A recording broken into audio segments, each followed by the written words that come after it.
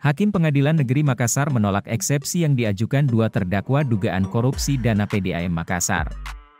Sehingga JPU diperintahkan untuk menyiapkan saksi untuk persidangan untuk terdakwa Haris Yassin Limpo dan Irawan Abadi.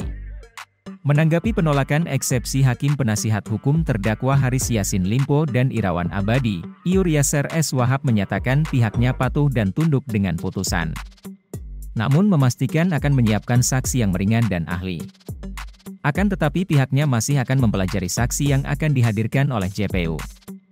Hakim Ketua Persidangan, Hendry Tobing mengatakan berdasarkan hasil musyawarah, Majelis Hakim memutuskan menolak eksepsi kedua terdakwa.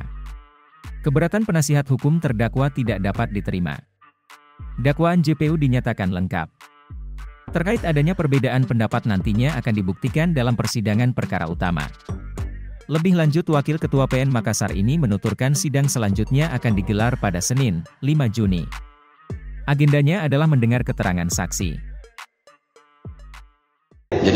Jadi memang kalau kita tentu pendapat kita juga punya pendapat sendiri yang berbeda.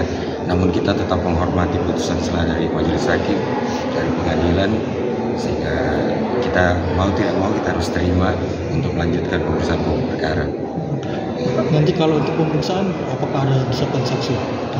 Ya, sementara kita lagi melihat, kita melihat dulu dari saksi yang diajukan oleh jaksa, apakah bagaimana bentuknya, tentu kita akan sesuaikan nanti dengan saksi kita, saksi ahli charge kita, ahli, maupun bukti-bukti tambahan yang akan kita masukkan. Kita diberi ruang setelah jaksa mengajukan saksi, bukti lain, kita diberi ruang untuk mengajukan juga.